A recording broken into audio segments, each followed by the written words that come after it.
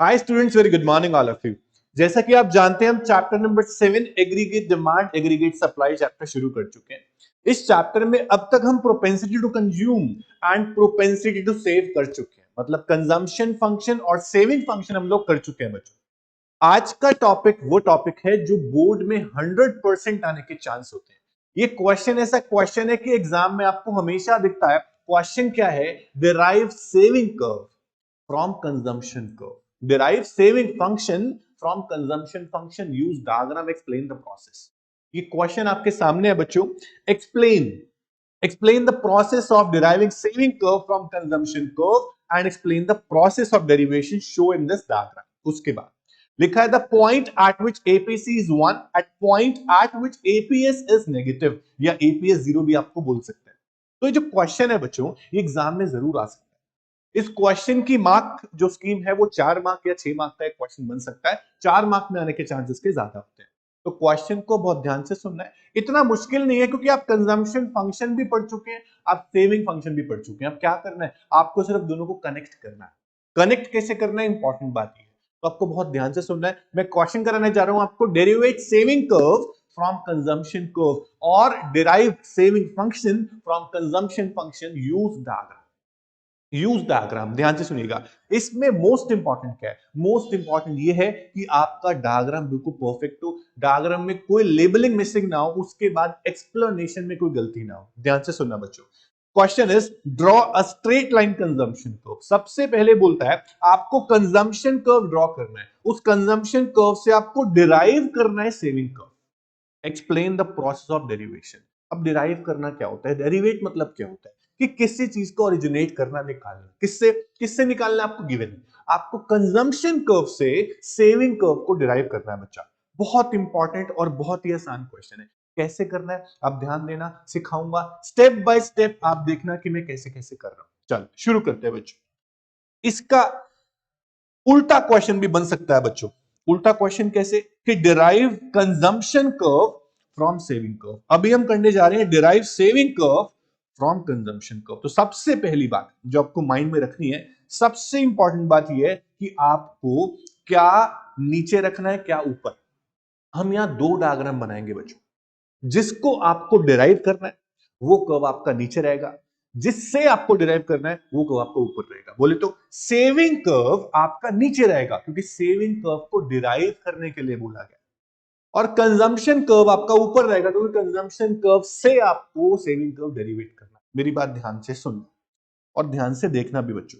बहुत ही आसान है, मुश्किल इसके अंदर कुछ भी नहीं है। सबसे पहले जब भी हम डेरिवेशन करेंगे तो हम यहां पर दो डायग्राम बनाएंगे, एक कंजम्पशन का और दूसरा उसके नीचे सेविंग का। सर दो डायग्राम क्यों? बच्चा आपको बोला गया derive saving curve from consumption curve.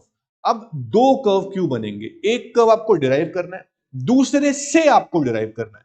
तो at least two curve should be there, एक कंजम्पशन कर्व और दूसरा सेविंग कर्व। अब क्वेश्चन ये आता है, बात ये आती है कि ऊपर कौन सा कर्व और नीचे कौन सा कर्व। सबसे पहली बात देखो, मैं यहां पर लिख रहा हूं बच्चा लोग कंजम्पशन। वाई?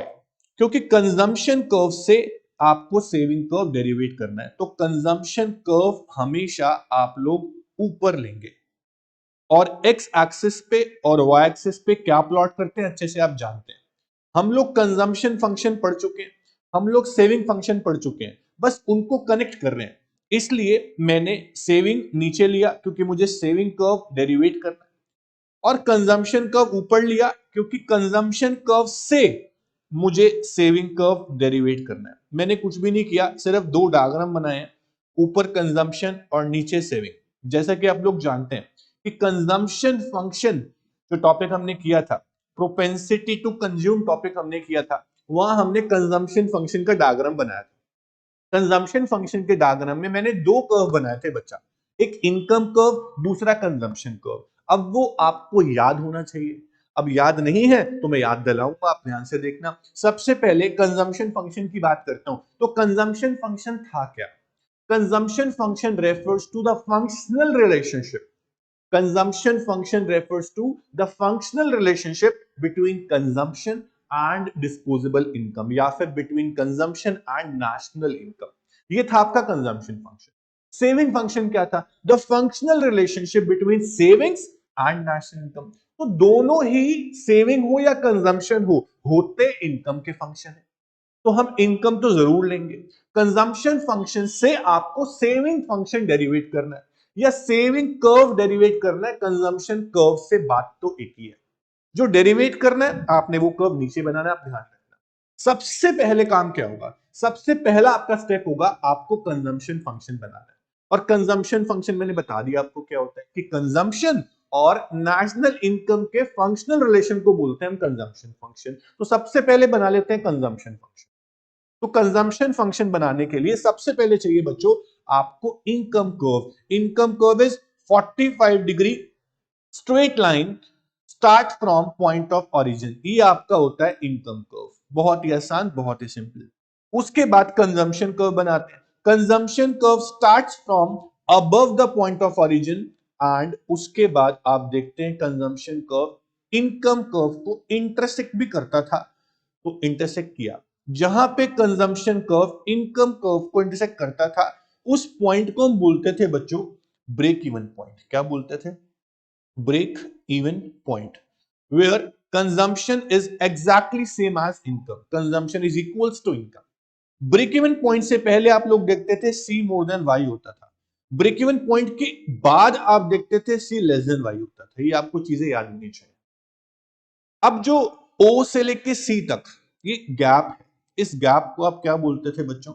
इसको बोलते थे आप C बार, बोले तो ऑटोनॉमस कंजम्पशन। ये सारी बातें आपको समझ में आनी चाहिए। अब सेविंग कर्व डेरिवेट कैसे होगा? सेविंग कर्व को डेरिवेट करने के लिए आपको दूसरा स्टेप ये है कि जहां पर कंजम्पशन कर्व और इनकम कर्व इंटरसेक्ट कर रहे हैं, वहां से आपको एक परपेंडिकुलर लाइन नीचे तक, मतलब सेविंग कर्व नीचे से शुरू हो रहा है, तो आपको वहां तक ये लाइन लेके जानी है बच्चों। तो कैसे लेके जाओगे? ध्यान से देखो, बहुत सिंपल है। सबसे पहले आप ये ब्रेक इवन पॉइंट की लाइन बना लीजिए। इसी लाइन को नीचे तक बिल्कुल स्ट्रेट लेके जाइए और ज्वाइन कीजिए इससे। ये काम करने के बाद आपको बहुत आसानी होगी सेविंग कर्व डेरिवेट करने में। कैसे आसानी होगी सर? मैं आपको 3 स्टेज बताता हूं जो हमने हर बार लिखी है। सबसे पहली स्टेज लिखी है हमने, when C is more then Y। अगर C बड़ा होता है Y से, सेविंग आपके नेगेटिव होती है, जिसे बोलते हो आप डिस सेविंग। इस बात को हर बच्चा जानता है जिसने अब तक ये चैप्टर पढ़ा है कि C मोर देन Y, तो उसे बोलते हैं हम डिस सेविंग्स। अगर दूसरे पॉइंट की बात करें और C अगर इक्वल्स टू Y होता है, तो उसको बोलते हैं हम ब्रेक इवन पॉइंट, जहां पे सेविंग होती है 0। इसे बोलते हैं ब्रेक इवन पॉइंट। ये भी हर बच्चा जानता है जिसने ये चैप्टर पढ़ा। उसके बाद थर्ड पॉइंट आपका बोलता है C is less then Y। अगर ऐसा होता है तो सेविंग स्टार्ट हो जाती है इंक्रीज होनी, जिसे हम बोलते हैं सेविंग्स, यानी कि पॉजिटिव से। ये 3 स्टेज आपको दिखानी है बहुत सिंपल तरीके से। सबसे पहली स्टेज मैंने आपको दिखा दी C मोर देन Y, उसके बाद C इक्वल टू Y, उसके बाद C लेस देन Y। इन तीनों ही स्टेज को कनेक्ट करना है आपको इन 3 स्टेज से। मेरी बात समझना, अगर C मोर देन Y है तो सेविंग्स नेगेटिव होनी चाहिए। आप दिखाओ कहां है नेगेटिव सेविंग्स? अगर C मोर देन Y है तो ऑब्वियस ही बात है आपका सेविंग कर्व शुरू होगा below the point of origin from Y axis, जो कि नेगेटिव पोर्शन होगा, और ये कर्व आपका चलता हुआ सीधा ज्वाइन करेगा एक्स एक्सिस को, जहां पर सेविंग की वैल्यू होगी बच्चा लोग 0। ये आप ध्यान रखना, यहां पे सेविंग की वैल्यू क्या होगी? 0। उसके बाद ये आपका होगा सेविंग कर्व S से लेके S तक, और जो ये O से लेके S तक का गैप है, इस गैप को आप बोलोगे माइनस C बार, जिसे आप शो करते हैं डिस सेविंग से। ये आपका डिस सेविंग है। तो आपको पहला स्टेज कनेक्ट करना है इस तरह से। उसके बाद दूसरे स्टेज की मैं अगर बात करूं, दूसरे स्टेज की बात करूं, एक सेकंड बच्चा, बहुत सिंपल है। ये लाइन बिल्कुल सीधी आपकी जानी चाहिए। करेक्ट। अब यहां पर मैं इस पॉइंट को नाम दे देता हूं। मैंने नाम दे दिया इसको पॉइंट R। उसके बाद ये आपकी इनकम है O से लेके Y तक। अब जब आपका कंजम्पशन बराबर है सेविंग के, ध्यान देना, आपका कंजम्पशन जब बराबर है सेविंग के, तो आपकी सेविंग्स जो होती है, सॉरी, कंजम्पशन बराबर आपकी इनकम पे, जो आपकी सेविंग्स होती हैं वो क्या होती है? 0 होती है। तो आपको दिखाना है सेविंग इक्वल टू 0। उसके बाद आपका कंजम्पशन लेस है किससे? इनकम से। जब कंजम्पशन लेस देन इनकम होता है तो आपकी सेविंग्स जो होती है वो पॉजिटिव होती है, स्टार्ट्स इंक्रीजिंग। आप लिखोगे यहां पर से। बच्चों मैंने तीन स्टेज से कनेक्ट किया। कौन सी तीन स्टेज को कौन सी तीन स्टेज से कनेक्ट किया, ध्यान देना। जब सी मोर देन वाई था, जब सी मोर देन वाई था तो मैंने क्या किया, मैंने सेविंग को नेगेटिव दिखाया। यहां देखो आप, जब सी मोर देन वाई था मैंने सेविंग्स को नेगेटिव दिखाया, और उसके बाद जब सी इक्वल्स टू वाई था मैंने सेविंग्स को जीरो दिखाया। करेक्ट है ना? उसके बाद जब सी लेस देन वाई था मैंने सेविंग्स को पॉजिटिव दिखाया। ये तीन स्टेज आपको अच्छे से दिखानी है बच्चों। C more than Y saving negative, C equal to Y saving zero, C less than Y saving starts increasing and remains positive. और ये आपका वाई एक्सिस आपको पता है। तो X axis, Y axis, origin और बाकी सारी लेबलिंग आपकी कंप्लीट होनी चाहिए, तब जाके आप सेविंग को डेरिवेट कर सकते हैं। अब मोस्ट इंपॉर्टेंट बात क्या है कि इस डायग्राम को बनाने के बाद देखो क्वेश्चन क्या था, derive saving curve from consumption curve. आपको सेविंग कर्व डिराइव करना है किससे? कंजम्पशन कर्व से। हमने सबसे पहले क्या बनाया? Consumption curve. कंजम्पशन कर्व बनाने के बाद हमने सेविंग कर्व डिराइव किया, जो नीचे डिराइव हो गया। और अब कह रहा है एक्सप्लेन द प्रोसेस। ठीक है, ये हम एक्सप्लेन करेंगे अभी, लेकिन जो बाकी के दो पॉइंट है उस पर ध्यान दो। बाकी के दो पॉइंट क्या है? The point at which APC equal to 1। अब मेरी बात समझना बच्चों, ऐसा पॉइंट दिखाना है जहां पे एपीसी की वैल्यू 1 होती है। सबसे पहली चीज, बात हो रही है एपीसी की, और APC is a part of propensity to consume, मतलब बात हो रही है कंजम्पशन फंक्शन की। तो आपको इस डायग्राम में देखना है एपीसी की वैल्यू 1 कब होती है बच्चों? याद करो, जब कंजम्पशन और इनकम बराबर होते हैं उस समय पर एपीसी 1 होता है। एपीसी का फॉर्मूला क्या होता है? Average propensity to consume refers to the ratio of consumption to income, consumption to income। APC 1 तब होगा जब सी और वाई दोनों वैल्यू सेम होंगी। समझ में आता है बच्चों आपको? अगर सी यानी कंजम्पशन इज 50 और इनकम इज आल्सो 50, एपीसी आपका 1 आ सकता है। तो एपीसी 1 तब होता है जब कंजम्पशन इनकम बराबर होते हैं। हमने पढ़ा था APC is 1 at the break even point. APC 1 होता है ब्रेक इवन पॉइंट पर। तो ब्रेक इवन पॉइंट पर हम दिखा देंगे एपीसी इक्वल्स टू 1। ये आपका पहला पॉइंट था जो आपको क्वेश्चन पूछ रहा था कि एपीसी की वैल्यू 1 कब होगी। हमने बता दिया ब्रेक इवन पॉइंट पे। आगे पूछता है ऐसा पॉइंट कहीं पर जहां एपीएस की वैल्यू नेगेटिव हो। देखो बच्चों, एपीएस नेगेटिव तब होता है जब सेविंग्स नेगेटिव होती है, मतलब जब सी मोर देन वाई होता है। तो सेविंग्स नेगेटिव आपकी इधर है, तो इधर किसी भी पॉइंट पे आप दिखा सकते हो कि इधर किसी पॉइंट पर भी एपीएस आपका नेगेटिव होगा। लेकिन अगर ये पूछता कि एपीएस जीरो कब होगा, तो इस पॉइंट पर आप दिखाओगे एपीएस जीरो होगा, क्योंकि सेविंग्स अगर जीरो है तो एपीएस भी जीरो होगा। ठीक है बच्चों, उसके बाद अब मेन बात आती है कि एक्सप्लेनेशन कैसे की जाए, क्योंकि 2 मार्क्स मान लो आपके डायग्राम के हो गए, 4 मार्क का क्वेश्चन है, 2 मार्क आपके डायग्राम के हो गए, तो 2 मार्क्स एक्सप्लेनेशन के भी तो एक्सप्लेनेशन गलत नहीं होनी चाहिए, और एक्सप्लेनेशन में हर वो चीज आपको शो करनी है जो डायग्राम में आपने बनाई। सबसे इंपॉर्टेंट बात ये है।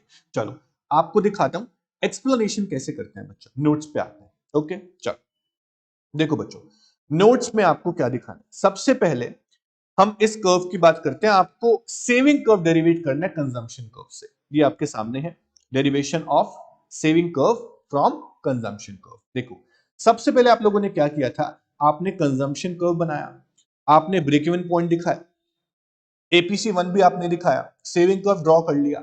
अब एक्सप्लेनेशन कैसे की जाए, ध्यान देना। ये दो डायग्राम बने हुए हैं।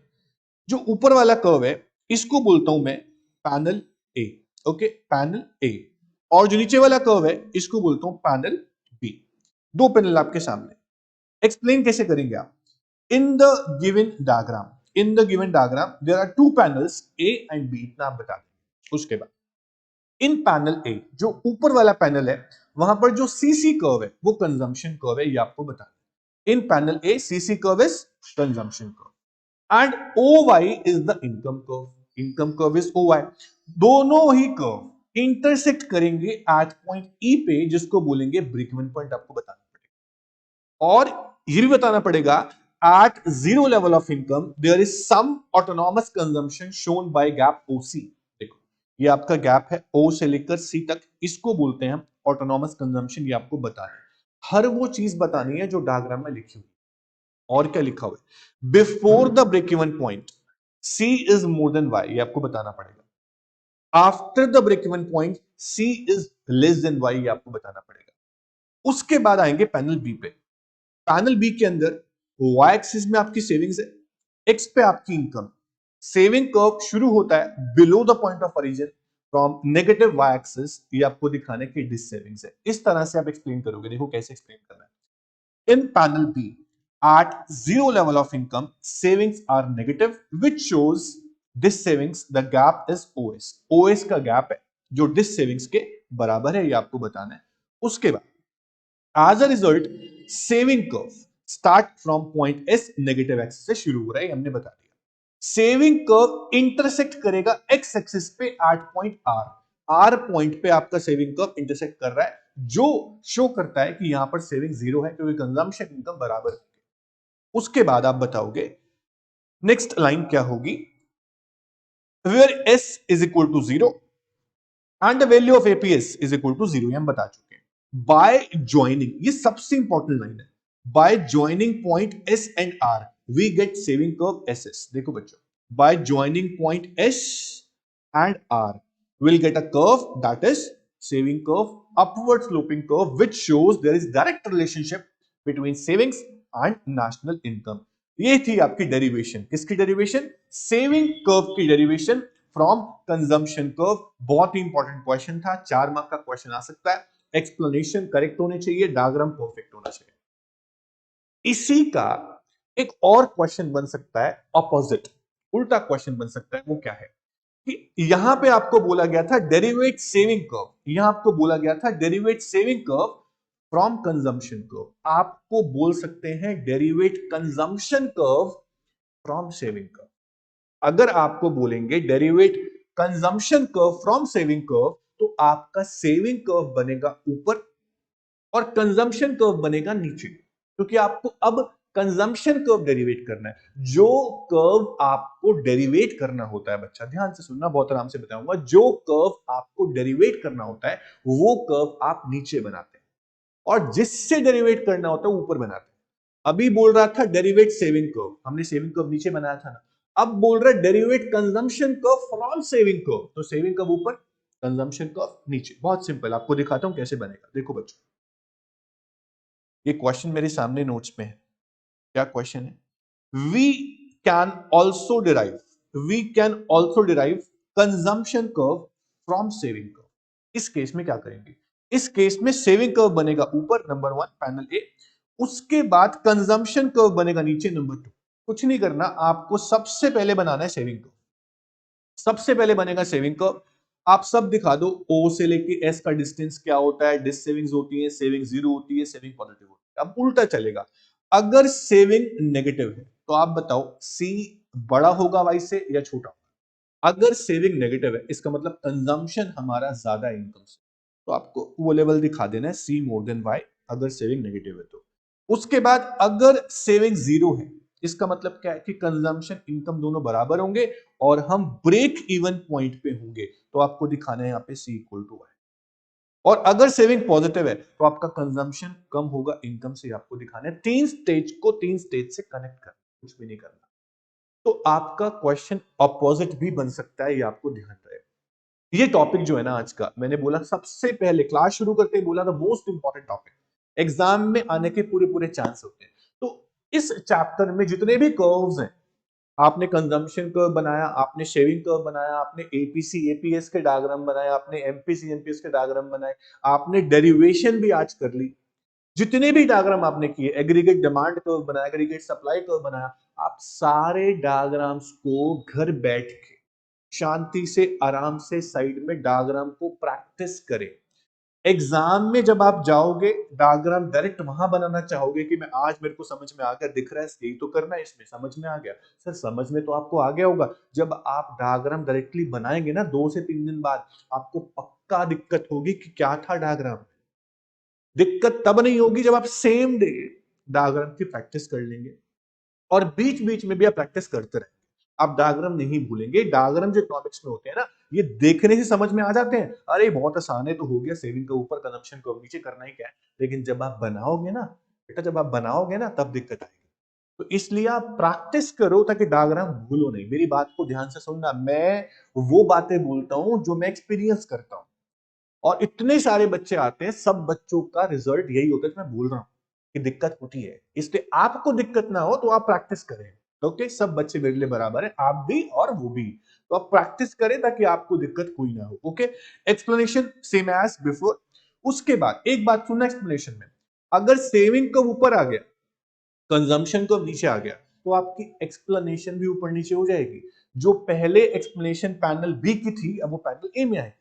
तो पैनल ए में थी, वो पैनल बी में आ जाएगी। देखो बच्चों, हमने पिछले वाले टॉपिक में जहां पे सेविंग कर्व डेरिवेट करना था कंजम्पशन कर्व से, वहां पहले कंजम्पशन कर्व को एक्सप्लेन किया था, फिर सेविंग कर्व को एक्सप्लेन किया था। अभी क्वेश्चन उल्टा हो गया, derivative consumption curve from saving curve हो गया। तो कंजम्पशन कर्व की एक्सप्लेनेशन बाद में, पहले सेविंग कर्व की एक्सप्लेनेशन। चाहो तो देख लो, देखो क्या दिया हुआ है in panel A, at zero level of income savings are negative shown by gap OS। देखो पहले किसकी एक्सप्लेनेशन आ गई, सेविंग कर्व की आ गई, बाद में कंजम्पशन कर्व की एक्सप्लेनेशन है। तो ध्यान रहे, छोटी छोटी बातें इंपॉर्टेंट होती है।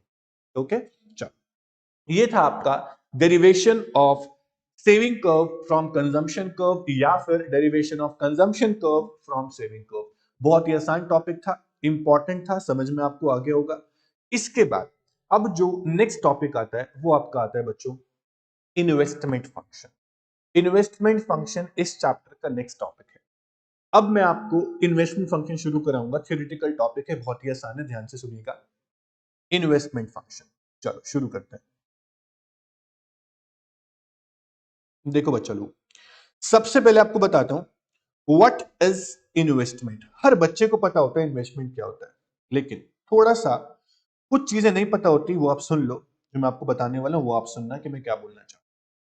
इन्वेस्टमेंट की बात जब भी इकोनॉमिक्स में आती है ना बच्चों, मैं क्या बोलता हूं कि इन्वेस्टमेंट तो हर कोई करता है, लेकिन आप चैप्टर को देखो, चैप्टर को समझो, चैप्टर में क्या अजम्पशन ली गई है, कौन से सेक्टर को कौन सा फंक्शन दिया गया है। हमने जब क्लास शुरू की है ना, तो हमने बोला था कि there are 4 sector in the economy, household sector, firm sector, government sector and rest of the world. Okay, household sector का फंक्शन था कंजम्पशन करना, consumption expenditure on consumer goods and services, denoted by C, consumption expenditure. उसके बाद था production sector यानी कि form sector. Forms का काम था इन्वेस्टमेंट करना, कैपिटल गुड्स परचेज करना और फर्दर प्रोडक्शन करना। तो इन्वेस्टमेंट एक्सपेंडिचर जो है वो फंक्शन किसका है, फॉर्म्स का है। अब तक हमने ये पढ़ा। उसके बाद है गवर्नमेंट। गवर्नमेंट का काम था वेलफेयर के लिए काम करना, कंज्यूमर गुड्स भी परचेज कर सकती है गवर्नमेंट, कैपिटल गुड्स भी परचेज कर सकती है। ओके, तो दोनों ही काम करती है गवर्नमेंट, इन्वेस्टमेंट भी कर सकती है कैपिटल गुड्स पे, और कंजम्पशन एक्सपेंडिचर तो करती ही है, वेलफेयर के लिए करती है सब कुछ। उसके बाद आता है rest of the world, import and export, उसका काम था नेट एक्सपोर्ट। तो अभी बात हो रही है इन्वेस्टमेंट फंक्शन की। इन्वेस्टमेंट, इन्वेस्टमेंट का मतलब क्या है कि ऐसी कैपिटल गुड्स, मैंने कैपिटल गुड्स क्यों बोला, मैंने कंज्यूमर गुड्स क्यों नहीं बोला। बच्चों देखो, मैंने भी एक वॉशिंग मशीन परचेज करी अपने घर के लिए, और अगर मेरी ड्राई क्लीनिंग की शॉप है, मैंने वहां पर भी एक कमर्शियल वॉशिंग मशीन परचेज करी कपड़े धोने के लिए, दोनों ही वॉशिंग मशीन, पर फर्क बहुत है। जो मेरे घर पे वॉशिंग मशीन है वो मुझे इनकम जनरेट करके नहीं देगी, जो मेरी ड्राई क्लीनिंग शॉप पे वॉशिंग मशीन है वो मुझे इनकम जनरेट करके देगी। इन्वेस्टमेंट कौन सी है, मेरे घर पे जो वॉशिंग मशीन है वो, या जो ड्राई क्लीनिंग शॉप पे वॉशिंग मशीन है वो। बोलो, जो washing machine dry cleaning shop पे, वो मुझे इनकम जनरेट करके देगी। तो इनकम जनरेट करने वाली एसेट्स को बोलते हैं इन्वेस्टमेंट। अब बोलो इन्वेस्टमेंट कौन सी होगी, कंज्यूमर गुड जो मेरे घर पे है, या फिर कैपिटल गुड जो ड्राई क्लीनिंग शॉप पे। Obvious capital goods. तो मैं बोलता हूं expenditure, expenditure on capital goods, expenditure on capital assets which generate more income. ऐसी गुड्स पे खर्चा करना जिससे आपकी इनकम और जनरेट होती है, उसे इन्वेस्टमेंट बोलते हैं। तो इन्वेस्टमेंट को हम इस तरह डिफाइन कर सकते हैं। अब expenditure on machine, equipment, tools, building, plant, machinery, सब क्या है, इन्वेस्टमेंट है, अगर वो आपको इनकम जनरेट करके देता है। इनकम जनरेट नहीं होती कोई भी एसेट आपने परचेज करी, उससे इनकम जनरेट नहीं हो रही, उसे मैं इन्वेस्टमेंट नहीं बोलूं। इनकम जनरेट करने के लिए ही हम इन्वेस्टमेंट करते हैं। तो इन्वेस्टमेंट को मैं यहां दो पार्ट में डिवाइड करूंगा बच्चा लोग। सबसे पहला इंड्यूस्ड इन्वेस्टमेंट और दूसरा ऑटोनॉमस इन्वेस्टमेंट। दोनों ही बहुत काम की चीजें, ध्यान से सुनो। इंड्यूस्ड का मतलब क्या है? इंड्यूस्ड किसी चीज से इफेक्ट हो, किसी चीज से ओरिजिनेटेड हो, किसी चीज से निकला हो, इंड्यूस्ड। देखो बच्चों, अगर मैं बात करूं प्राइवेट सेक्टर की, प्राइवेट सेक्टर जब भी इन्वेस्टमेंट करता है, प्राइवेट सेक्टर जब भी इन्वेस्टमेंट करता है तो प्रॉफिट मोटिव के लिए करता है और फर्दर इनकम जनरेट करना चाहता है, प्रॉफिट अर्न करना चाहता है। तो मैं बोलता हूं ऐसी इन्वेस्टमेंट जो इनकम से इफेक्ट होती है, जो प्रॉफिट से इफेक्ट होती है, जो इनकम से इंड्यूस्ड है, जो प्रॉफिट से इंड्यूस्ड है, उसे बोलते हैं इंड्यूस इन्वेस्टमेंट। और इंड्यूस इन्वेस्टमेंट अगर प्रॉफिट से है, इनकम से है, तो कौन कर रहा है? प्राइवेट सेक्टर कर रहा है। कौन से मोटिव के लिए कर रहा है? प्रॉफिट मोटिव के लिए कर रहा है। दूसरी इन्वेस्टमेंट होती है autonomous investment. Autonomous, constant. Autonomous investment ऐसी इन्वेस्टमेंट जो इंडिपेंडेंट है। ऑटोनॉमस इन्वेस्टमेंट वो इन्वेस्टमेंट है जिसका प्रॉफिट से कोई मतलब नहीं है। ऑटोनॉमस इन्वेस्टमेंट वो इन्वेस्टमेंट है जो इनकम से इफेक्ट नहीं होती, प्रॉफिट से इफेक्ट नहीं होती। तो कौन कर रहा है इन्वेस्टमेंट? सर ये तो गवर्नमेंट ही कर सकती है, सोशल वेलफेयर के लिए। अगर गवर्नमेंट ने कोई इन्वेस्टमेंट की है सोशल वेलफेयर के लिए जिसका मोटिव प्रॉफिट नहीं है, इनकम से अफेक्टेड वो नहीं है, इनकम हो या ना हो, अगर इन्वेस्टमेंट गवर्नमेंट को करनी है तो करनी है, ऐसी इन्वेस्टमेंट ऑटोनॉमस इन्वेस्टमेंट जिसका इनकम से कोई मतलब नहीं है। मैं कह सकता हूं कि induced investment are income elastic. Elastic मतलब रिस्पॉन्स, इनकम में चेंज होगा तो इन्वेस्टमेंट में रिस्पॉन्स आया तो वो इंड्यूस इन्वेस्टमेंट होगी। क्योंकि इंड्यूस इन्वेस्टमेंट ही ऐसी इन्वेस्टमेंट है जो इनकम से इफेक्ट होती है, प्रॉफिट से इफेक्ट होती है। तो इंड्यूस इन्वेस्टमेंट कौन कर रहा है? प्राइवेट सेक्टर कर रहा है। ऑटोनॉमस कौन कर रहा है? गवर्नमेंट कर रही है। इंड्यूस इन्वेस्टमेंट कौन से मोटिव के लिए की जा रही है? प्रॉफिट के लिए की जा रही है। ऑटोनॉमस इन्वेस्टमेंट कौन से मोटिव के लिए की जा रही है? वेलफेयर के लिए की जा रही है। बहुत सिंपल है। चलो शुरू करते हैं। Induce investment, it refers to the investment which depends upon the profit motive and directly affect by level of income. As income increase, investment also increase. These investments are done by private sector. अगर मैं income में देख रहा हूं कि increase हुआ और investment में भी इंक्रीज हुआ, तो ये इन्वेस्टमेंट जो आप कर्व देख रहे हो अपवर्ड स्लोपिंग, इस इन्वेस्टमेंट को बोलूंगा मैं इंड्यूस इन्वेस्टमेंट। तो इसका कर्व कैसा है? Upward sloping, which shows there is direct relationship between income and investment. That's it. उसके बाद autonomous investment क्या होता है? These are those investment which are not affected by change in level of income. These are not induced by profit motive. These are for welfare. Therefore, these are income inelastic. Income से कोई responsive में नहीं आने वाला. Income inelastic. These are generally made by government. Okay. अगर income से कोई मतलब नहीं है तो इनकम बढ़े या इनकम कम हो, इस इन्वेस्टमेंट पे कोई फर्क नहीं पड़ेगा। इसलिए इसका कर्व कैसा होगा? Parallel to X axis, perfectly elastic, do not affected by level of income. This is called autonomous investment. बहुत ही सिंपल, बहुत ही आसान। उसके बाद डिफरेंस है इंड्यूस में, ऑटोनॉमस में। इसका मोटिव क्या है? प्रॉफिट है। इसका मोटिव क्या है? वेलफेयर है।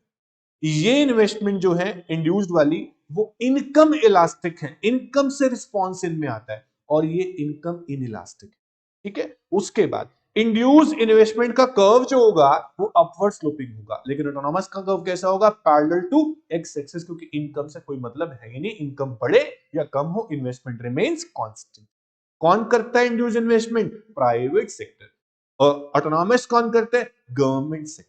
बहुत ही सिंपल था, बहुत ही आसान था। Autonomous investment and induce investment का डिफरेंस था। ओके। उसके बाद अब कुछ डेफिनेशंस मेरे सामने हैं। अब कुछ डेफिनेशन मेरे सामने है। Ex ante investment, x post investment, x ante savings, x post savings, full employment, involuntary unemployment और वॉलंटरी अनएम्प्लॉयमेंट। ये 8 डेफिनेशन, 7 8 जो भी डेफिनेशन है, हम इसको डिस्कस करेंगे, समझेंगे, ध्यान देंगे। कोई भी डायग्राम, कोई भी टेबल अब यहाँ पर नहीं है, जो भी है थ्योरेटिकल है, ध्यान से सुनो।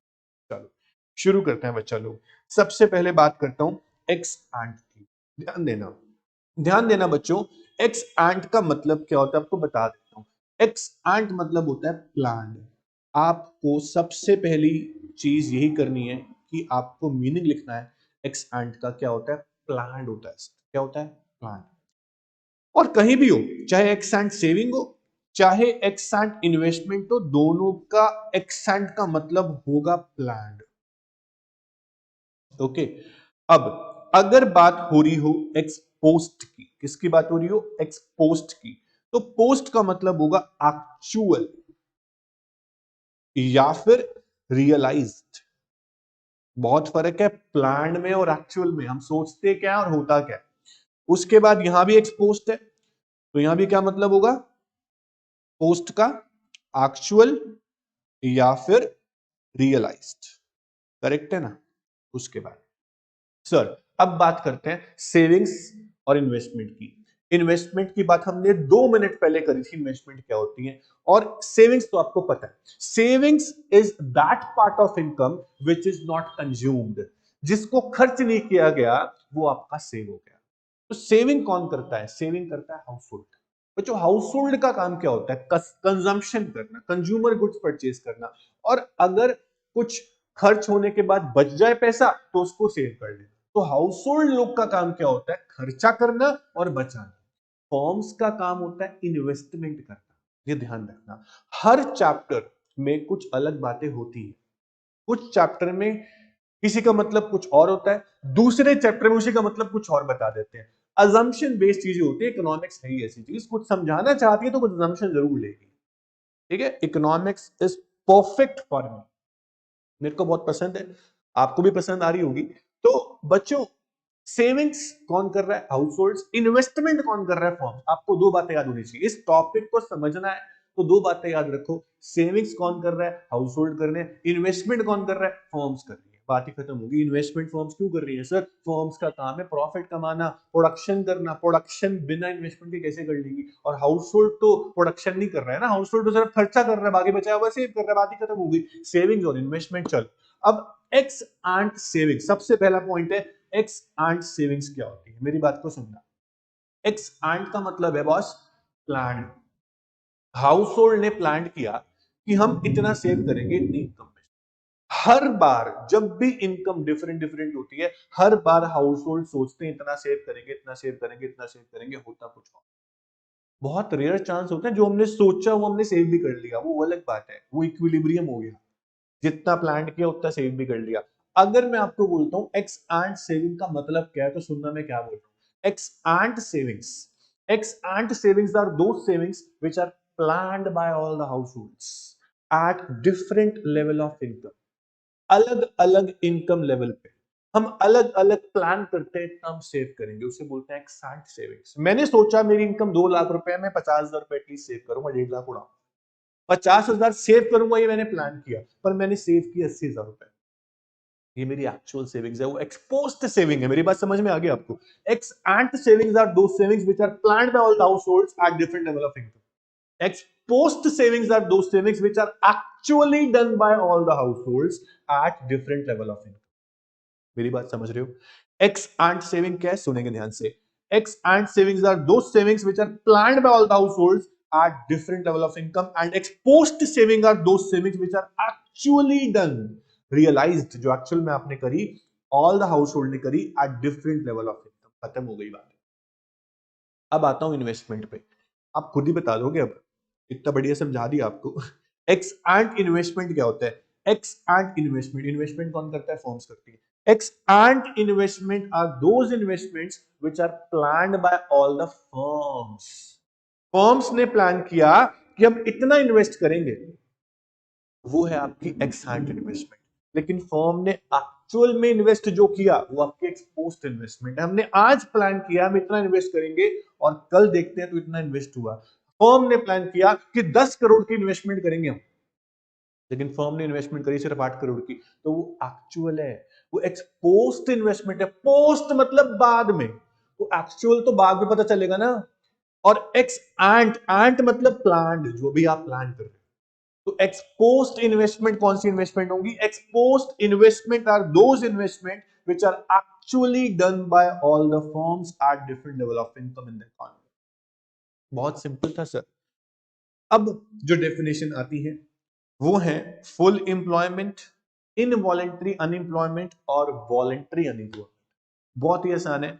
इंडियन इको में जब चैप्टर नंबर 10 जो भी है, चैप्टर का नंबर किसी बुक के हिसाब से अलग है, वहां चैप्टर आएगा एम्प्लॉयमेंट अनएम्प्लॉयमेंट, वहां आप डिटेल में पढ़ोगे इन सब चीजों को।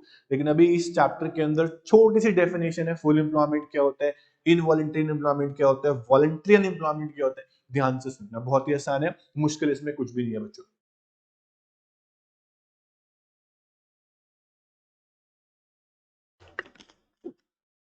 चलो सबसे पहले आते हैं फुल एम्प्लॉयमेंट पर। एक बात बताओ, इन रियलिटी क्या फुल एम्प्लॉयमेंट किसी भी इकोनॉमी के अंदर एग्जिस्ट करती है क्या? अगर मैं बोलूं जितने भी लोग, ध्यान से सुनना, जितने भी लोग काम करने के एबल हैं, काम करने के विलिंग हैं, और उन सबको काम मिल भी गया, इसे बोलते हैं फुल एम्प्लॉयमेंट। क्या पॉसिबल है? जितने लोग काम करने के एबल हैं और चाहते भी हैं और काम मिल भी गया विदाउट एनी डिफिकल्टी, इसे बोलते हैं फुल एम्प्लॉयमेंट। क्या ये पॉसिबल है? सर मैं बोलूंगा किसी भी इकोनॉमी के अंदर ये चीज पॉसिबल नहीं है। कुछ नेचुरल रेट ऑफ अनएम्प्लॉयमेंट तो होगा, जो मजबूरी से अनएम्प्लॉयड होंगे, या कोई काम होगा, या छुट्टियों पे होंगे, या कुछ जॉब चेंज कर रहे हो, कुछ भी हो सकता है। बट हम बता रहे हैं फुल एम्प्लॉयमेंट क्या होता है। इकोनॉमिक्स तो बताएगी ना आपको फुल एम्प्लॉयमेंट। तो फुल एम्प्लॉयमेंट क्या है, ध्यान से सुनना। It refers to a situation, full employment बता रहा हूं, it refers to a situation when all those people, when all those people who are able to work, who are willing to work and get work without any difficulty at the given market wage rate। जो market में wage rate चल रहा है, उस wage rate पे जितने भी लोग काम करने के एबल हैं, काम करने के विलिंग हैं और काम मिल भी गया, उसे बोलेंगे फुल एम्प्लॉयमेंट। चलो पढ़ते हैं। It refers to a situation when all those people who are able to work and willing to work get work without any difficulty at the market wage rate। अब इनवॉलेंट्री अनएम्प्लॉयमेंट क्या होता है, ध्यान से सुनिए। उसके बाद वॉलेंट्री अनएम्प्लॉयमेंट, ये अनएम्प्लॉयमेंट है, ध्यान देना, अनएम्प्लॉयमेंट है मतलब कि बेरोजगार। कुछ ऐसे लोग होते हैं जो काम करना चाहते हैं, उनको बहुत ज़ील है काम करने की, बट काम मिल नहीं रहा होता, जॉब्स नहीं है मार्केट में, या कुछ और दिक्कतें। कुछ ऐसे लोग होते हैं हाथ पैर सब सही सलामत है, हट्टे कट्टे एकदम बढ़िया, काम करना नहीं चाहते, मैंने नहीं करना, मैं आराम से बैठूंगा, सिर्फ खाऊंगा, कमा के मुझे कोई और दे, ऐसे लोग भी होते हैं। तो इन दोनों में कौन से वॉलंटरी अनएम्प्लॉयड है, कौन से इनवॉलंटरी एम्प्लॉयड है, सुनना ध्यान से। All those people who are able to work, who are willing to work but do not get work, known as involuntarily unemployed people. वो चाहते ही नहीं अनएम्प्लॉयड होना, वो हो रहे हैं क्योंकि काम नहीं है, मिल नहीं रहा काम। तो इनवॉलंटरी क्या होता है? It refers to that type of unemployment in which all those people who are able to work, willing to work at the market wage rate but do not get. अब वॉलंटरी, अपनी इच्छा से unemployed, वो कौन लोग होते हैं? जो लोग काम करने के एबल तो होते हैं पर काम करने के विलिंग नहीं होते हैं, काम करने के विलिंग नहीं होते हैं, do not willing to work. काम तो अवेलेबल होता है, आप लिख सकते हो work is available to them, work is available to them, काम होता है लेकिन काम करने के विलिंग नहीं होते हैं। काम तो मिल रहा है पर काम करने के विलिंग नहीं है, उसे बोलेंगे वॉलंटरीली अनएम्प्लॉयड पीपल, किसी काम की नहीं है। उसके बाद बस अब आपका थ्योरेटिकल पार्ट खत्म हो गया, अब शुरू होगा मोस्ट इंटरेस्टिंग टॉपिक। वो क्या है? न्यूमेरिकल्स, जिसकी हम बहुत ज्यादा वेट कर रहे थे। न्यूमेरिकल्स कब आएंगे, कब आएंगे, कब आएंगे, वो आ गए। तो न्यूमेरिकल्स बहुत ही इंटरेस्टिंग है, आज मैं आपको जितने भी फॉर्मूलाज हैं न्यूमेरिकल्स के सारे बताऊंगा। फॉर्मूलाज बताने के बाद मैं आपको न्यूमेरिकल प्रैक्टिस कराऊंगा किस तरह से सॉल्व करने हैं, फिर आप लोग क्वेश्चंस करेंगे होमवर्क में। ओके, चलो न्यूमेरिकल्स में आपको क्या करना है ध्यान देना। न्यूमेरिकल्स में आपको क्या करना है ध्यान देना बच्चों। आपको कुछ फॉर्मूलाज मैं बता रहा हूं, उन फॉर्मूलाज को ध्यान से, बहुत ध्यान से, मतलब बहुत ध्यान से सुनना है। फॉर्मूलाज क्या है? सबसे पहली बात बच्चों, आप लोगों ने शुरू से लेकर अब तक जितने भी फॉर्मूलाज की हैं मैं आपको दिखाता हूं। सर एग्रीगेट डिमांड क्या होता है? आप बोलते हैं सर सी प्लस आई होता है। ओके, एग्रीगेट सप्लाई क्या होता है? सर एग्रीगेट सप्लाई होता है सी प्लस एस। ठीक है, उसके बाद अगर मैं आपसे पूछता हूं वाई का फॉर्मूला क्या होता है, आप बोलते हो सर सी प्लस एस। इससे ही आप कोई और फॉर्मूला बना सकते हो। एस क्या होता है? आप बोलते हो वाई माइनस सी होता है। फिर सी क्या होता है? आप बोलते हो वाई माइनस एस होता है सर। उसके बाद आपने पढ़ा सर एपीसी क्या होता है, तो आपने पढ़ा सर सी अपॉन वाई होता है। ये सारे फॉर्मूला हम कर चुके हैं। एपीएस क्या होता है सर? आपने बोला एस अपॉन वाई होता है। उसके बाद एमपीसी क्या होता है? आपने पढ़ा delta C upon delta Y होता है। उसके बाद एमपीएस पढ़ा क्या होता है? Delta S upon delta Y होता है।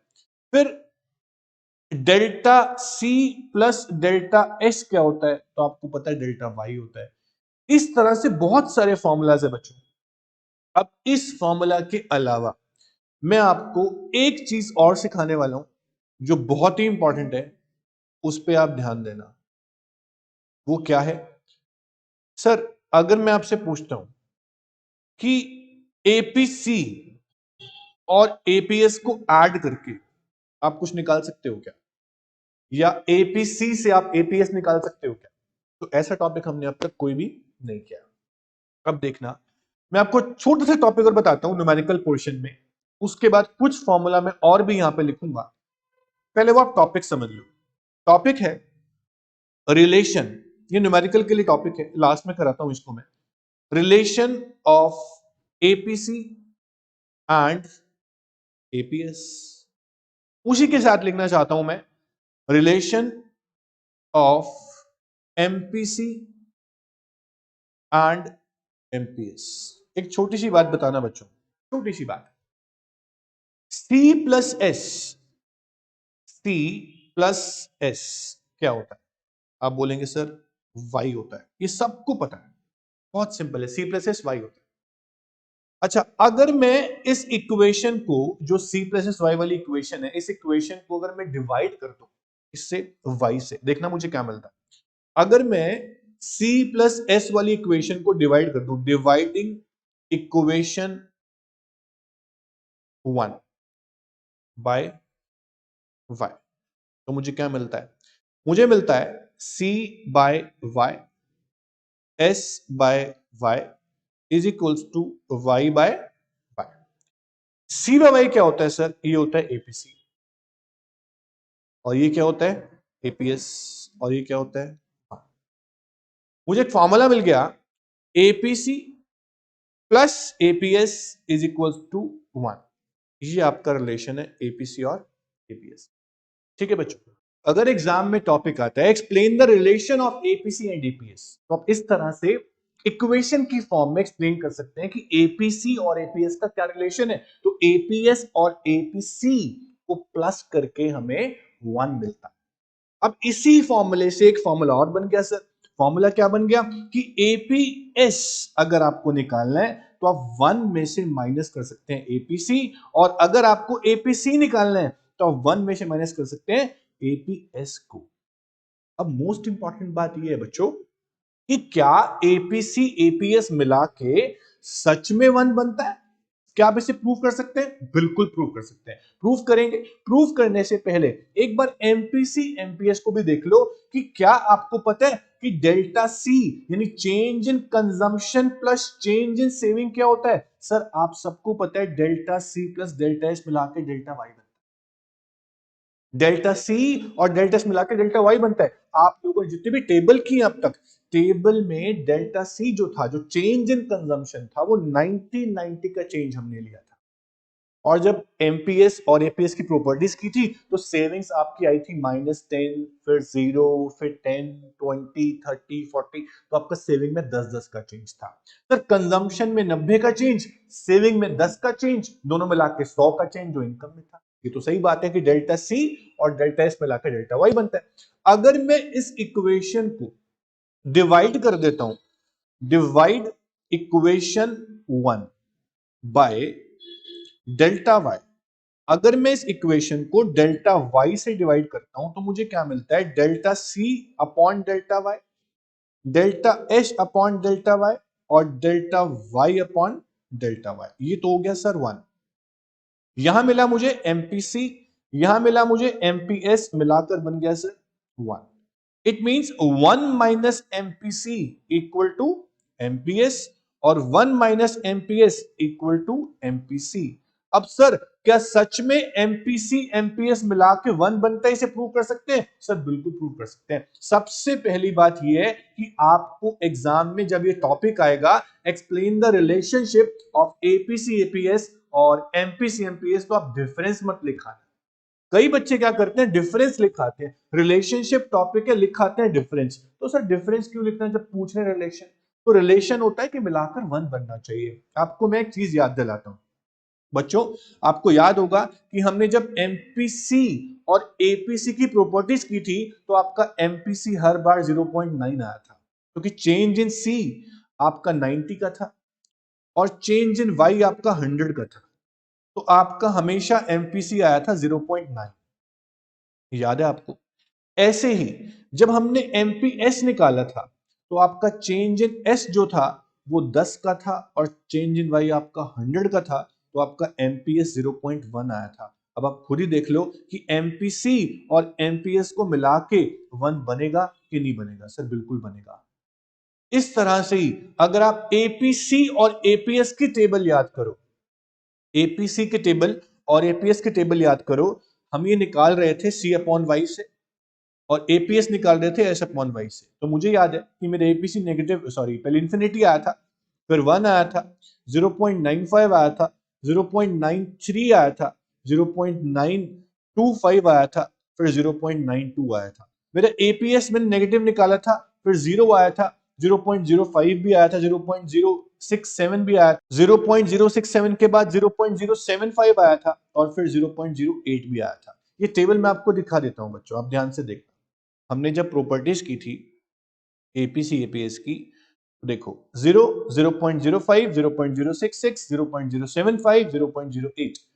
ऐसे ही अगर मैं एपीसी एपीएस को प्लस करता हूं तो भी मुझे 1 मिलता है सर। तो ये चीज प्रूव हो गई कि एपीसी और एपीएस को मिला के बनेगा 1 ही। तो ये चीज आपके न्यूमेरिकल्स में बहुत काम आएगी। एक नया फॉर्मूला बन गया, APC plus APS equal to 1 और MPC plus MPS also equals to 1। इस चीज को हम फॉर्मूला में लिख देते हैं। कैसे लिखेंगे? APC plus APS equals to 1। इसी तरह से APC equals to 1 minus APS और APS is equals to 1 minus APC. ऐसे ही आप यहां लिख सकते हैं MPC plus MPS equals to 1 और एमपीसी निकालना है तो 1 माइनस एमपीएस। एक बात आपको और बता देता हूं, अभी हम न्यूमेरिकल्स करेंगे तो न्यूमेरिकल्स में ये जितने भी फॉर्मूलाज हैं, इस सारे फॉर्मूलाज आपके यूज होंगे। तो आपको इन सभी फॉर्मूलाज को लर्न करना है। सर लर्न करने की नीड नहीं पड़ेगी क्योंकि आप सारे फॉर्मूलाज पढ़ चुके हो, आप समझ चुके हो कि इसका क्या मतलब है, तो फॉर्मूला आपको आते होंगे, बस एक बार गो थ्रू कर लेना तब न्यूमेरिकल शुरू करना। तो इस सारे फॉर्मूला, इसके अलावा फॉर्मूलाज और भी बन सकते हैं, फॉर्मूले से फॉर्मूला बन सकता है तो आप उसे बना लें। मेन फॉर्मूला आपके सामने मैंने लिख दिया। अब मेरी बात सुनना बच्चों, न्यूमेरिकल पोर्शन में एक बात बहुत इंपॉर्टेंट है जो आपने अब तक नहीं की है। सबसे इंपॉर्टेंट चीज आपने अब तक नहीं की है वो है equation of consumption function. Equation of consumption function बहुत ही इंपॉर्टेंट है, आप ध्यान से सुनना। Equation of consumption function. Consumption function की क्या इक्वेशन? देखो बच्चों, मैं आपको जब भी कंजम्पशन फंक्शन पढ़ाता था या कंजम्पशन से रिलेटेड कुछ भी पढ़ाता था तो मैं कंजम्पशन की टेबल बनाता था y के साथ, y और c। आप y लिखते थे 0, 100, 200, 300, 400 और 500। कंजम्पशन मैंने लिया था ऑटोनॉमस कंजम्पशन 10, फिर मैंने 1990 से इंक्रीज किया हर बार। तो आप इस तरह से 90 प्लस करके आप लिखते जाते थे। अगर मैं आपसे पूछूं कि यहां पर कंजम्पशन कितना आएगा, आप बोलोगे 90 प्लस कर दो सर और 460 लिख दो। ओके, मैं पूछूंगा इस पे कितना आएगा, आप फिर से बोलोगे सर 90 प्लस कर दो 550 लिख दो। सर सर अगर मैं आपसे पूछता हूं, अगर मैं यहां 20,000 इनकम लिख दूं, अब कितना आएगा? आप क्या बोलोगे? सर 90 प्लस कर दो। आप कितनी बार 90 प्लस करोगे? तो आपको एक शॉर्टकट सिखाया जा रहा है न्यूमेरिकल्स के लिए कि कोई भी इनकम पे, चाहे लाखों में इनकम हो चाहे करोड़ों में इनकम हो, कंजम्पशन कितना होगा आप निकालो। आपको गिवन होगा एमपीसी, गिवन होगा ऑटोनॉमस कंजम्पशन सी बार। आपको कंजम्पशन निकालना है at the level of 20,000 of income. तो कैसे निकालेंगे? शॉर्टकट तरीका क्या है? सर 20,000 पे कितना कंजम्पशन होगा मैं निकाल के दिखाता हूं आपको।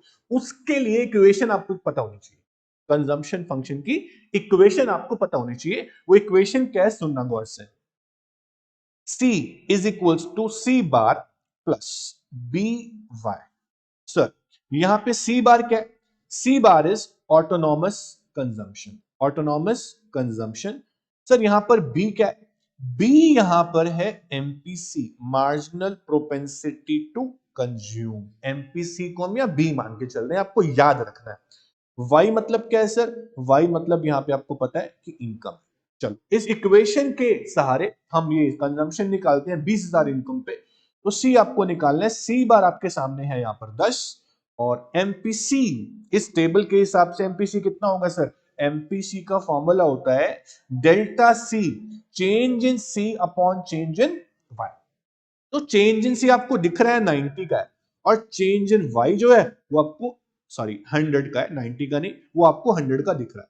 तो चेंज इन सी 90 और चेंज इन वाई 100 आपने पुट किया तो आपके पास आ गया एमपीसी 0.9। चलो एमपीसी भी आ गया, मतलब बी आपके पास आ गया 0.9। अब आपको पूछता है कि 20,000 इनकम पे कंजम्पशन कितना होगा, तो आप y की जगह पर 20,000 यहां पे मैंने पुट कर दिया। अब मेरा कंजम्पशन आ जाएगा 0.9 इंटू 20,000, ये होता है 18,000। तो आपका कंजम्पशन आ गया बच्चा 18,010। तो आप कंजम्पशन निकाल सकते हो किसी भी इनकम लेवल पे, आपको बस इक्वेशन पता होनी चाहिए। तो कंजम्पशन की इक्वेशन आपने सीख ली, C equal to C bar plus B Y, इसको भूलना नहीं है। C equal to C bar plus B Y, इसको आपको भूलना नहीं है। तो इस कंजम्पशन इक्वेशन से हम बहुत सारे न्यूमेरिकल सॉल्व कर सकते हैं। आपको कभी कभी C बार निकालना पड़ सकता है, आपको C बार निकालना पड़ सकता है, तो आपको C दिया होगा, ये बोलेगा निकालो, C आपको गिवन होगा, आपको इनकम गिवन होगी, आपको एमपीसी गिवन होगा, तो बोलेंगे C बार निकाल लो। तो कुछ भी निकालने को आ सकता है, कुछ चीजें गिवन होंगी, कुछ चीजें निकालनी होंगी। तो न्यूमेरिकल्स बहुत आसान है, मैं आपको कराऊंगा अभी कैसे प्रैक्टिस करते हैं न्यूमेरिकल्स के, आप देखना और उसके बाद होमवर्क भी दूंगा, वो करना। तो सबसे पहले एक बात और सुन लो, कंजम्पशन इक्वेशन आपने सीख ली।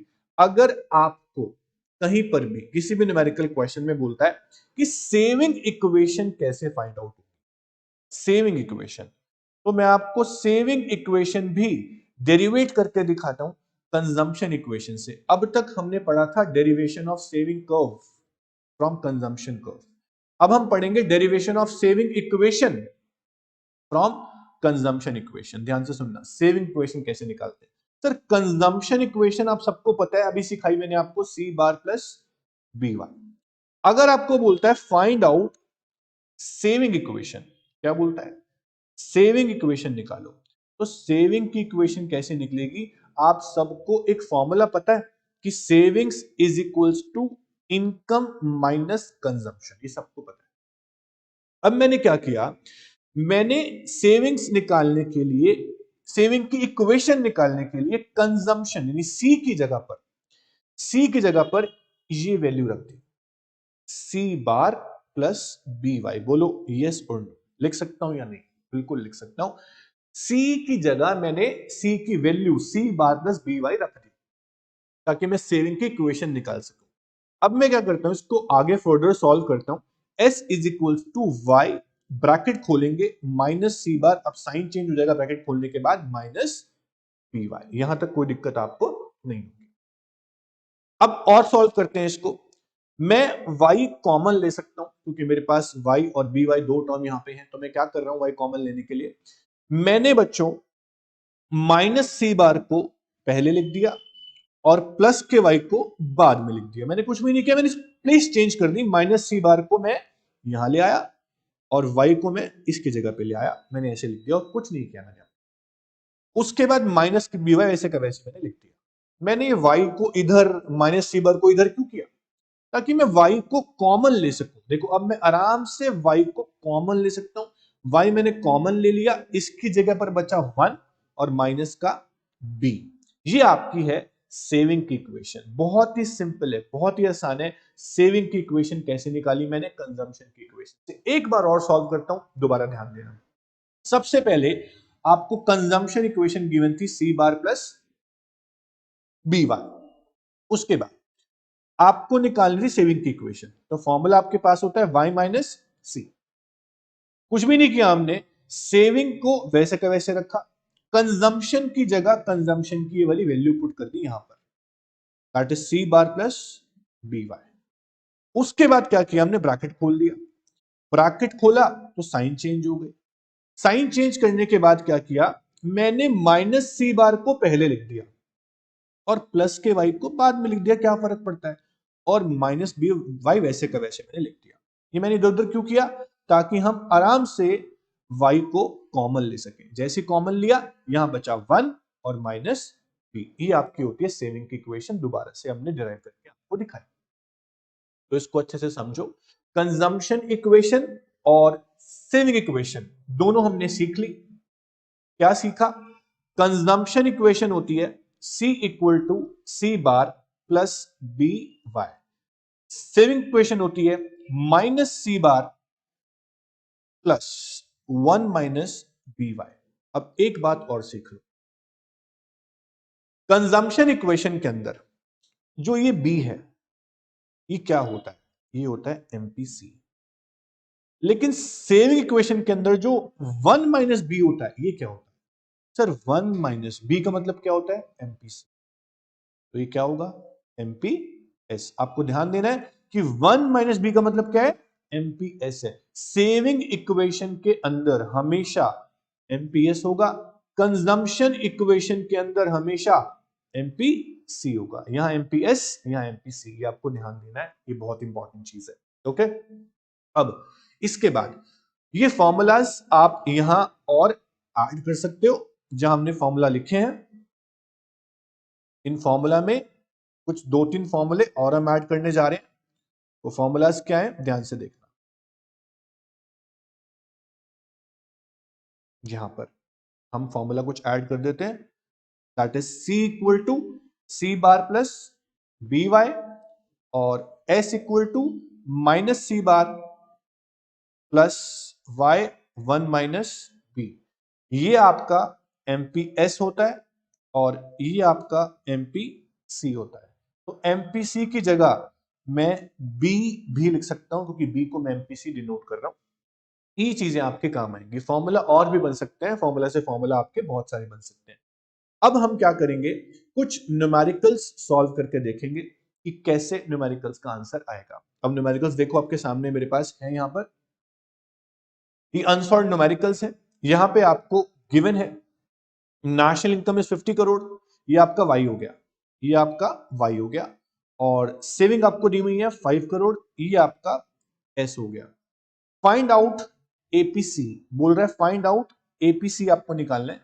एपीसी का फॉर्मूला होता है सी अपॉन वाई, तो आपको सी चाहिए और सी का फॉर्मूला होता है वाई माइनस एस। वाई आपके सामने 50 है, एस आपके सामने 5 है, तो सी आपका आता है 45 करोड़। ओके, अब बोल रहा है फाइंड आउट एपीसी, तो सी आपका हो गया 45, वाई आपका हो गया 50, आंसर आपका आ गया सर 0.9। तो ये आपका करेक्ट आंसर है 0.9 आपका एपीसी फाइंड आउट हो चुका है। इस तरह न्यूमेरिकल आप सॉल्व करोगे।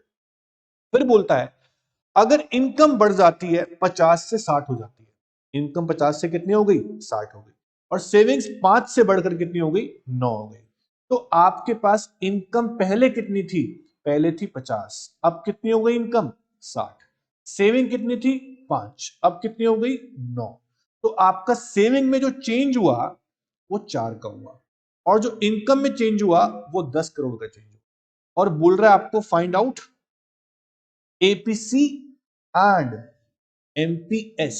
अब नया एपीसी क्या होगा सर, नई इनकम 60 और नई सेविंग्स 9, तो आपका एपीसी कितना होगा, आप पहले सी निकाल लीजिए, y में से आप s को माइनस कीजिए, 60 में से आप 9 को माइनस करेंगे, आपके पास आएगा सर 51, तो 51 डिवाइड बाय आपकी नई इनकम कितनी है 60, आपका एपीसी आ जाएगा। अगर बोल रहा है फाइंड आउट एमपीएस, तो चेंज इन सेविंग 4 है, चेंज इन वाई आपका 10 है, तो एमपीएस क्या होता है change in S upon change in Y, तो 4 अपॉन 10, ये आपका आ जाएगा 0.4।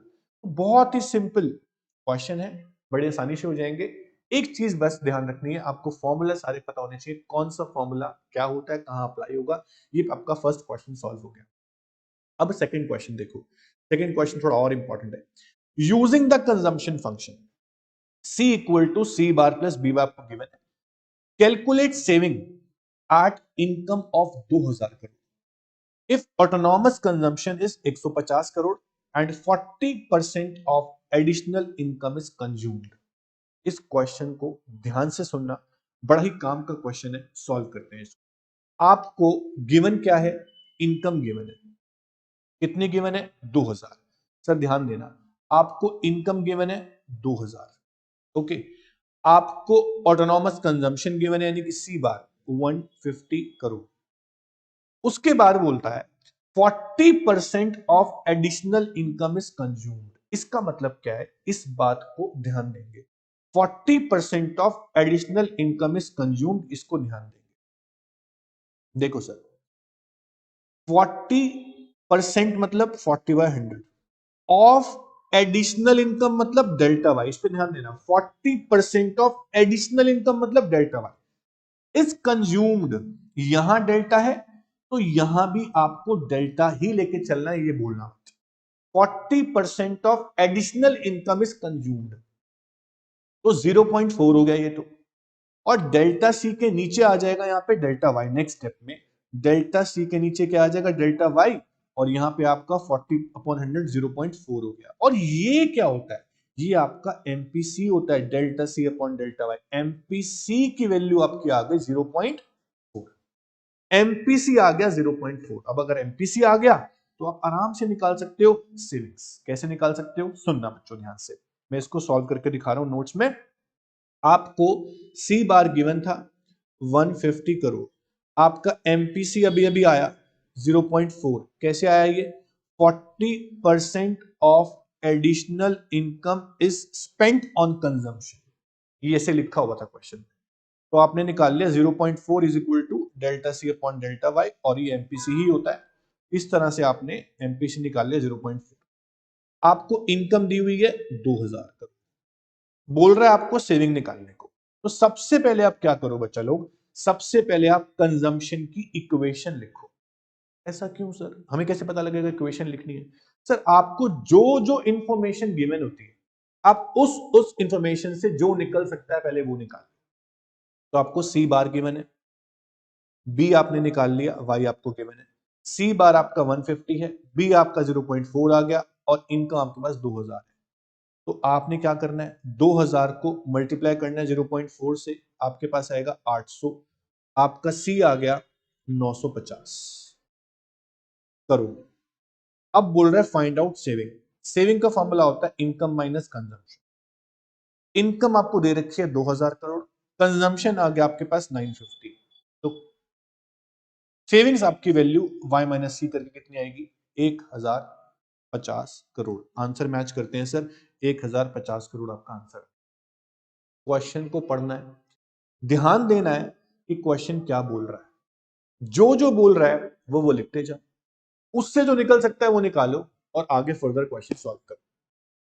एक क्वेश्चन और देखो बच्चों, आपको बोल रहा है break even level of income निकालने को। नेक्स्ट क्वेश्चन बहुत काम का क्वेश्चन है, ब्रेक इवन कैसे निकाल।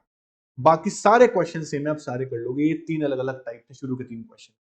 तो बोल रहा है break even level of income निकालो। आपको गिवन है सेविंग इक्वेशन, लिख लेते हैं इसको जो जो गिवन है हमारे पास। सेविंग फंक्शन गिवन है -120 प्लस 0.41। ये क्वेश्चन नंबर 3 है। -120 प्लस 0.4y, ये आपको सेविंग फंक्शन गिवन है। -120 प्लस 0.4y आपको सेविंग फंक्शन गिवन है। फिर बोल रहा है आपको निकालना है कंजम्पशन फंक्शन। आपको निकालना है consumption at the income level of 600 crore और ब्रेक इवन। आपको निकालना है sir consumption at income of 600 crore. आपको निकालनी है कंजम्पशन की इक्वेशन यानी कंजम्पशन फंक्शन, और आपको निकालना है sir break even level of income यानी ब्रेक इवन पॉइंट। अब ध्यान देना, आपको सबसे पहले गिवन क्या है सर? आपको गिवन है सेविंग की इक्वेशन -120 प्लस 0.4y। आप सब जानते हैं कि सेविंग की इक्वेशन होती है -c bar plus 1 minus B Y. कहने का मतलब है ये आपका एमपीएस है, ये आपका एमपीएस है। कैसे पता लगा? क्योंकि आपको साफ दिख रहा है 1 माइनस बी, और बी क्या होता है? एमपीसी होता है। तो 1 माइनस बी क्या होता है? एमपीएस होता है। तो आपको एमपीएस गिवन है। अब कंजम्पशन इक्वेशन होती है सी bar plus B Y. Sir अगर माइनस सी बार 120 है माइनस का, तो सी बार क्या होगा? सर खाली 120 होगा, माइनस हटा देंगे बस। बी क्या होता है? एमपीसी। आपको एमपीएस गिवन है 0.4। एमपीसी कैसे निकालेंगे? 1 माइनस एमपीएस आपका एमपीसी होता है, तो 1 माइनस 0.4 आपका 0.6 होगा। 0.6 ये आपकी बन गई कंजम्पशन की इक्वेशन। कंजम्पशन फंक्शन आपने निकाल लिया, पहला क्वेश्चन आपका। दूसरा आपको बोल रहा है कंजम्पशन निकालो एट 600 लेवल ऑफ इनकम। तो y की जगह आप 600 पुट कर दो, बात ही खत्म हो गई। 360 और 120 आपका आता है 480। ये आपका आ गया consumption at 600 level of income. पहले आंसर मैच कर लेते हैं। सर ये भी हमारा आंसर आ गया 480, और इक्वेशन भी आपकी सही है। अब बोल रहे हैं ब्रेक इवन लेवल निकाल। सर मैं आपको बता रहा हूं ब्रेक इवन पॉइंट निकालने के दो फॉर्मूलाज। ब्रेक इवन पॉइंट निकालने के दो फॉर्मूलाज होते हैं। एक होता है C इक्वल टू वाई, एक होता है S बराबर 0। आपने हर डायग्राम में सीखा है कि ब्रेक इवन मतलब जहां कंजम्पशन इनकम बराबर हो और सेविंग की वैल्यू 0। यहां पर कौन सा फॉर्मूला अप्लाई होगा? यहां पे आपको कंजम्पशन फंक्शन गिवन है, तो आप कैसे निकालेंगे ब्रेक इवन? ध्यान देना, आपको एक फॉर्मूला लगाना है बस, C equal to Y. Sir C की वैल्यू क्या है? C की वैल्यू है 120 plus 0.6 Y is equals to Y का वाई रख देना, क्योंकि आपको निकालना है break even level of income ही तो निकालना है। तो वाई की जगह वाई रखे रहने देना। अब इसको फर्दर सॉल्व करना, ये फॉर्मूला अप्लाई कर दिया मैंने। तो 120 is equal to Y minus 0.6 Y आप कर सकते हैं। 120 इज इक्वल टू 0.4 वाई आप लिख सकते हैं। 1 वाई माइनस 0.6 वाई 0.4 वाई होता है। तो 120 डिवाइड बाय 0.4 करेंगे, आपका वाई आ जाएगा, जो कि आपका आ गया 300 करोड़। तो आपका ब्रेक इवन आ गया 300। इसी ब्रेक इवन को आप एक और फॉर्मूले से भी निकाल सकते थे, S इक्वल टू 0। इसी की बात कर रहा हूं। तो सेविंग की इक्वेशन आपको चाहिए, वो आपको गिवन थी क्वेश्चन में, -120 प्लस 0.4। -120 प्लस 0.4 वाई आपको सेविंग दी हुई थी। इसको बराबर रख दो 0 के, तब भी आपका ब्रेक इवन आ जाएगा बच्चों। 0.4y is equal to 0 plus 120। 0.4y is equal to 120, y is equal to 120 upon 0.4, that is 300 crore. Same to same answer आपका दोनों इक्वेशन से आ सकता है। तो ब्रेक इवन के दो फॉर्मूलाज हैं, एक तो C बराबर y और दूसरा सेविंग बराबर 0। दोनों से ही आप ब्रेक इवन पॉइंट निकाल सकते हो। इस सारे क्वेश्चन अब एक जैसे होंगे, इन सभी क्वेश्चन को आपको सॉल्व करना है। आपके नोट्स में जो क्वेश्चन दिए हुए हैं, ये 1 से 11 क्वेश्चन दिए हुए हैं। उसके अलावा आप रेफरेंस बुक का यूज करके, कोई रेफरेंस बुक आप यूज कर लो, जैसे संदीप गर्ग आपके पास है, टी आर जैन आपके पास है, सीबी सचदेवा आपके पास है, वहां से आप 1 से लेके जितने भी क्वेश्चन आपके सामने है, चाहे 26 क्वेश्चन है, चाहे 30 क्वेश्चन है, चाहे 50 क्वेश्चन, जो भी क्वेश्चन आपको मिलते हैं आप प्रैक्टिस करो। जितनी ज्यादा आप प्रैक्टिस करेंगे उतना आपके लिए आसान है। तो ये चैप्टर नंबर 7 जो था, इसमें थ्योरी प्रैक्टिकल जो भी था हमने सब कर लिया।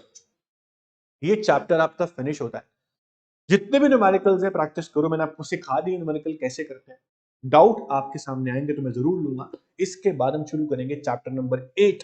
चैप्टर नंबर 7 के जितने भी टॉपिक्स आप लोगों ने किए ना, सारे के सारे टॉपिक अब यूज होने वाले हैं चैप्टर नंबर 8 में। तो ऐसा ना हो कि चैप्टर 8 समझ में ना आए। समझ में तब आएगा जब चैप्टर 7 टिप्स पे होगा, और टिप्स पे तब होगा जब आप लोग प्रैक्टिस करेंगे, डेली डेली रिवाइज करेंगे, टॉपिक्स को क्लियर करेंगे, उसके बाद जाके चैप्टर 8 पे आए। बिना चैप्टर 7 की आप चैप्टर 8 पे जाते हैं, ये बहुत गलत बात है। ओके, तो चैप्टर 7 को अच्छे से पढ़ो, रिवाइज करो। मिलते हैं चैप्टर नंबर 8 में। Thank you so much.